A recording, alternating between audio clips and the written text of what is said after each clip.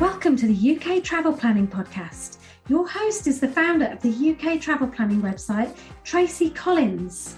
In this podcast, Tracy shares destination guides, travel tips, and itinerary ideas, as well as interviews with a variety of guests who share their knowledge and experience of UK travel to help you plan your perfect UK vacation. Join us as we explore the UK from cosmopolitan cities to quaint villages, from historic castles to beautiful islands, and from the picturesque countryside to seaside towns. Hi and welcome to episode 80 of the UK Travel Planning Podcast. This week we are following on from the previous two episodes, episode 78 where we talked about 10 steps to planning your UK vacation, and episode 79 where we gave you some tips to planning your perfect road trip in the UK. So this week in episode 80 we are going to share 12 tips to help you plan your UK train trip itinerary. So since we're talking trains, I've obviously got Doug here. Hello. So Doug and I are going to be talking and sharing some of our top tips to help you plan your UK train trip, because we know quite a few of you may feel a little bit stressed at the thought of planning a train trip if it's something that you're not used to. So these 12 practical tips will help you to plan your trip and make sure that you have a good time when you're travelling the UK by train. So Doug, do you want to start off by talking about tip number one? Well, yeah, tip number one is the UK train travel ebook that I've written, and this gives you lots of practical tips and help, and also includes 10 rail itineraries that I've written, tried and tested many, many times. Yeah. But also within there is some practical help as to how to use the rail network, from buying tickets, using stations, which can be difficult because obviously some of the main stations, the main rail hubs are very busy and complex places. Yeah, they can be, yeah, so that's good tip number one. So tip number two is to check out the UK Travel Planner website, because we have an entire section dedicated to travelling the UK by train, which really we are adding to all the time, but it gives you all that you need to know to plan your UK train trip. So if you use our ebook and the free resources that are available on the website, that's going to give you a huge head start with planning your trip. But you can also obviously join our private UK Facebook group, which Doug runs. Yeah, that's right, the UK Train Travel Tips. Yeah, so that is a private Facebook group, so do come and join that if you've got some questions. So obviously we've got plenty of resources to help you to plan your trip. So tip 3, Doug? Well, to summarise this one, train travel in the UK is not cheap. No, it really isn't. So we're all looking for the best deals that we possibly can. So in one of our articles on the website is 13 top tips to save money on UK rail travel. And this takes into account the various rail passes and National Railcards that you can purchase. So the rail passes includes the Brit Rail, the Global U Rail, which has options for consecutive and for flexi use. And then also the UK National Railcards. You've got examples of the Senior Rail Card, Student Rail Cards, and the Two Together Rail Card, which we've talked to a lot of people about that one. Because but the only thing with that, you have to travel at the same time. Yeah, two of you have to travel because it's two together. Yeah, but they do give you some good savings. Yeah, so that's a good option. So now tip number 4 is to plan your itinerary in a methodical, sequential way, because what you don't want to be doing is wasting your time doubling back. Because they say, train travel is pretty expensive in the UK, so you need to kind of figure out where you're going to go from each destination to another. So I have got a very popular 14-day Best of Britain by rail itinerary, which starts and ends in London, and that includes many of the most popular destinations, city destinations. So it starts off in London, goes to Bath, then into Cardiff, then up to, you've got an option of Liverpool or the Lake District, then up to Edinburgh, down to York, and then back down to London. So obviously that's a 14-day one that you can choose how you might want to extend that. And we've also got a Best of Scotland by rail itinerary as well, which you can add to that and make that a longer trip. Yeah, that's right, and that's a good circular rail trip in Scotland, which we've done all these. Absolutely. The only thing in Scotland, you can't do that Alaska by train because there is no train service. No, it's a bit of a challenge, that one. No.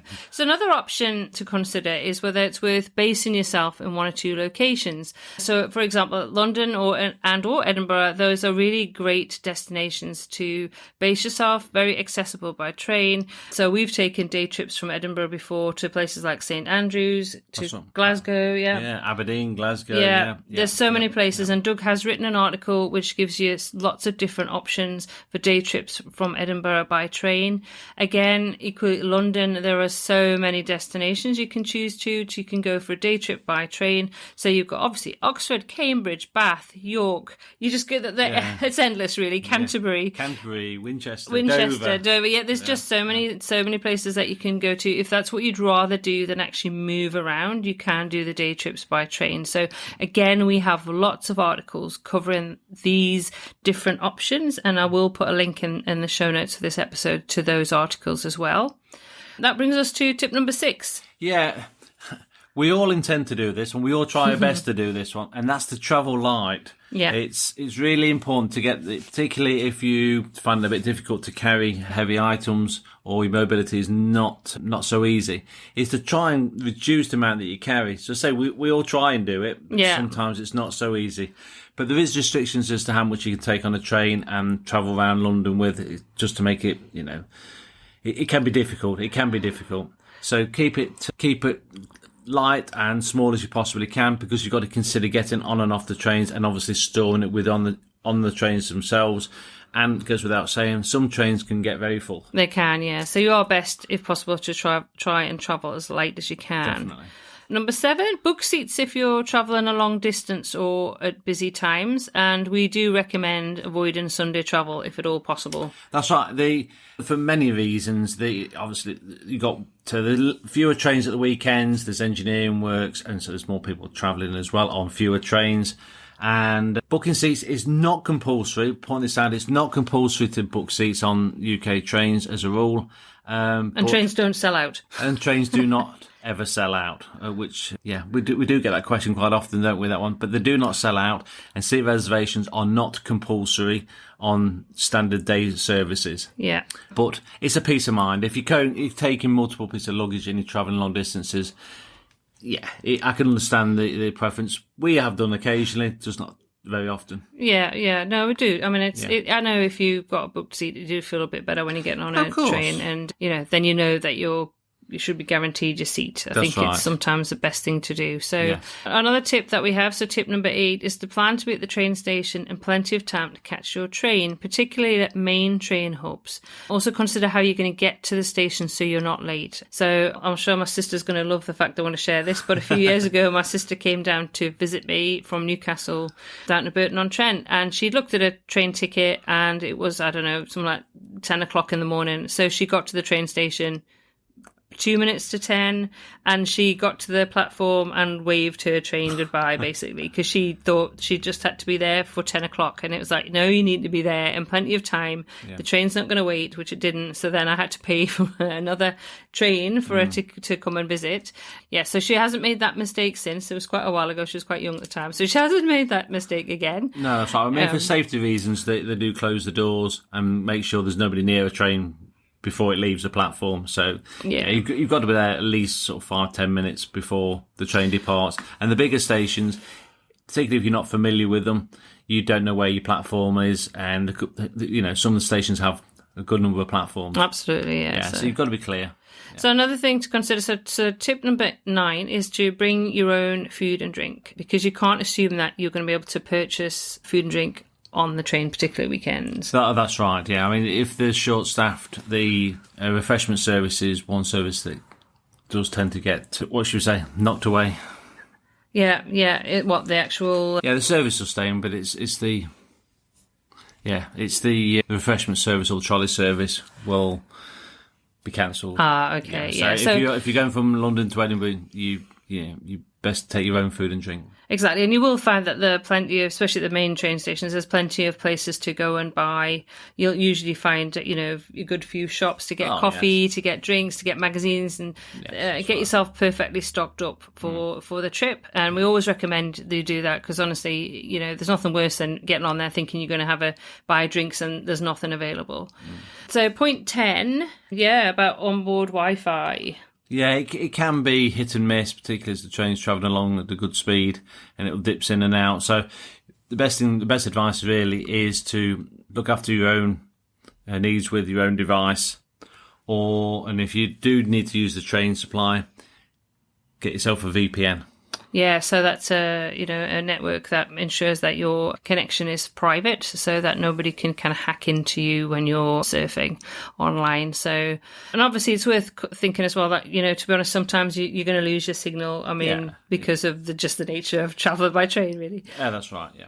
Yeah, so another tip that we highly recommend is consider booking into accommodation near the train station, especially if you're on shorter stays. So if you're doing a whole rail itinerary and you're going from place to place, so you might only be spending 1 or 2 nights in a particular destination, we do recommend looking at some of the accommodation that's nearer the actual train station. So when you arrive in, bearing in mind that you might be kind of late in the day, or you might be leaving the next day or the day after on an earlier train to go to your next destination, you don't want to be, it kind of goes again to that thinking about how you're going to get to and from the train station. So, for example, in Edinburgh, we always stay at the Aldi Guest House. We have done for years because we know where it is. It's an easy walking distance from Waverley Station. That's right. So, I did one in North Wales earlier this year, and that was literally straight across the road from the train station. And we chose that for your itinerary, didn't we? Specifically, did. So that made everything much easier when you were travelling around Wales, didn't it? It did. That's called the Trax Hotel. That was very good. Yeah. So that worked really well for you. So that's, again, if you've got luggage, you don't have to start thinking about, oh my goodness, I've just arrived at the train station, I've now got to get my luggage to my accommodation. So even if it's, you're not travelling with a lot of luggage, it's sometimes easy and just feels nicer being able to get to your accommodation fairly quickly. Yeah. Obviously, you can get a cab. There's quite often taxis outside train stations that will take you to your accommodation, but it is worth checking. And then number 12 tip. Yeah, as much as I advocate train travel, trains don't actually go everywhere in the UK. There's some places not accessible by train, and that's areas some of the Cotswolds or Norfolk, and actually some Derbyshire next to the county I'm from. It's just not so easy. So you do need a mixture and plan in advance, a combination of buses, taxis and trains. You need a combination. Yeah, and you can always book a private tour. So you can get yourself into somewhere like the Cotswolds by train and then book a private tour around if necessary, or hire a car, or at a push kind of look at what the local buses are like. I mean, places like the Lake District are excellent, actually, in terms of you can get to the Lake District quite easily into Windermere anyway by train, and from that point, we tried this last year, we just used all the public transport. It was excellent. And I did in Wales, North Wales as well. Yeah, so your recent trip to Wales, I had a combination. I used trains, buses, I went on a tour as well, so I used a bit of everything. Yeah, but the main way that you got there and back was, you got there and back by train, and then when you got around, you took the bus, didn't you? Multiple bus companies. Yeah.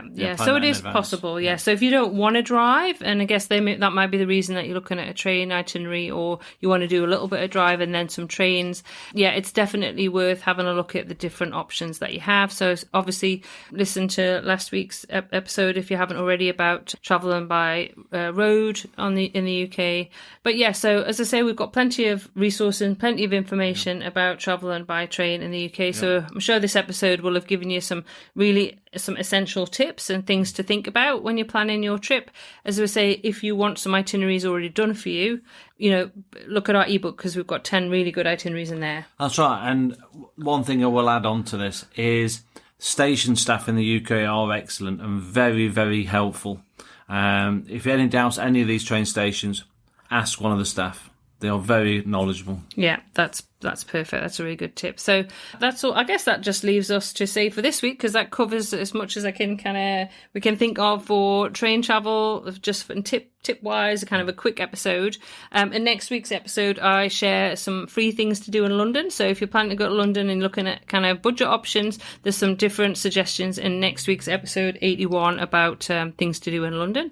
But the show notes for this week will list all of these different tips, and we'll give links to our ebooks, links to the different articles, and to our train travel category. Also a link to the Facebook group if you want to join that. So that will be at uktravelplanning.com/episode 80. But that just leaves us to say until next week. Happy UK travel planning.